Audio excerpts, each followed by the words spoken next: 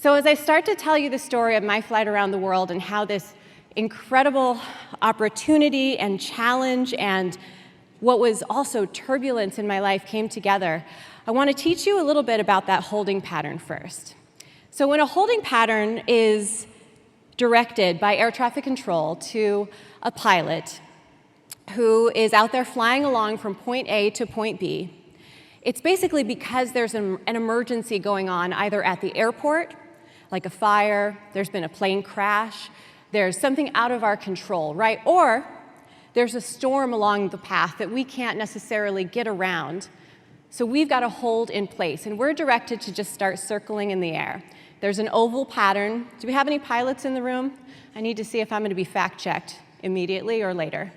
Either's fine, but I like to see.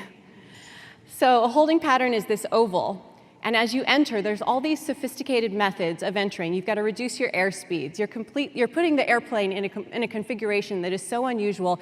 You're even speaking a different kind of language when it comes to how you're communicating with your co-pilot or ATC. So they come over the radios, and in my case, they would say 58 November Golf, enter the hold at such and such a direction at 150 knots. And so I respond and say yes, and then I enter the hold. And I literally have to stay at that slow speed and continue circling until I get further clearance. I'm not really allowed to even ask, hey, when am I going to get out of here, right? I'm running a little low on fuel.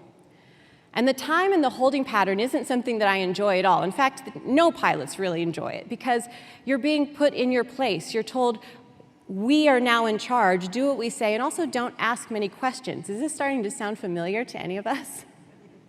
Right? The other thing about the hold is that there are other airplanes out there filtering into the same airspace. So suddenly that oval is very crowded airspace. You could be cruising around with an F-16, you've got a Cessna 172, and you're all merged together. You've got to agree on an airspeed, right? Does that sound at all like working from home with Zoom classes? Right? That crowded airspace. And then, if you don't manage your fuel correctly and you just keep buzzing around too quickly in that hold, you'll run out of fuel. And that's what happened to a lot of small businesses throughout the beginning of 2020, 2021, as we headed through COVID. This holding pattern has ended a lot of flights completely. Now, as a pilot, I know that in that holding pattern, eventually it will end. That hold will be released, and air traffic control will call me out of the blue, so I better be listening really closely. 58 November Golf, you're cleared to climb up to, flight level 270. So climb up to 27,000 feet, continue on up. But if I'm not ready to leave that hold, and I have to ask for more information or say, oh, ATC, we need another minute, we'll call you back when we're ready.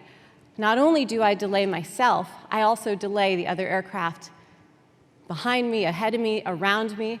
But if I'm prepared, I have gone through my emergency checklist on so many different levels that when ATC calls and they clear me to advance to my next destination, I am ready to go.